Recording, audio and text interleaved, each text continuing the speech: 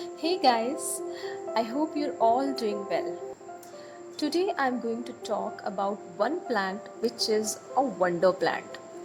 It is multi talented, it looks beautiful, it is fragrant, it attracts pollinators, repels insects, and is edible, has numerous medicinal values. And the list is long to cover up in such a short video. From the clips, you must have guessed by now that we are talking about Tulsi plant. It is also known by the name of holy basil. You can see in this clip that how many of the plantlets have been grown from the seeds fallen from the mother plant, and hence this makes this plant perfect to grow in conditions of India. This plant is native to India, which means it first originated in this country. And in our country, mostly every home has this plant. It grows best in tropical and warmer conditions. But Tulsi plant hates winter frost, and in winters, it should be kept in the shade where it can escape the chilling stress caused by night frost. As far as my experience, this is the easiest one to grow at home if you are a beginner, but you have to take care of few things.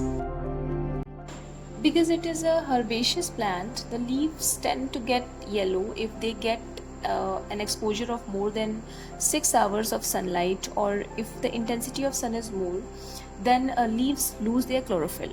Such leaves, if remain attached to the plant, act like a burden, and plant's precious energy is wasted in channelizing to these yellow leaves that eventually reduces the overall fitness of your plant.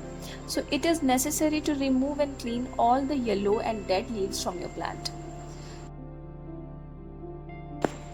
So these are the flowers of Tulsi, which after fertilization get matured and then converted into seeds. You can harvest these seeds and you can grow more plants.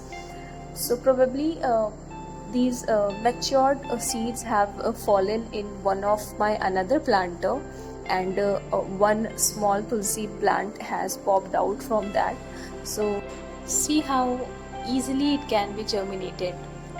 To make your plant more bushy and leafy, you need to pinch off the topmost part of your plant where new leaves are present. This is known as decapitating your plant or removing the head part of your plant.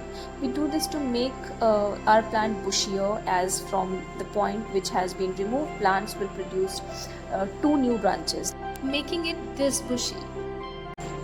Keep your plant in shady area which gets good sunlight, but not direct sunlight that can make your leaves turn into yellow. So keep your plant in shade, that will make the leaves more green. Try to harvest the seeds once these are naturally dried, and then grow more plants with these seeds. Now these seeds are very easy to grow. You just have to sprinkle these seeds over soil and cover it with 1 inch of soil from top, and wait for a week, and you will see new Tulsi plants will keep on sprouting. So this way you will always have a new batch ready. I follow this, and since then my home has never been without a Tulsi plant. Water your plant twice a day and make sure that there is no water logging in your pot.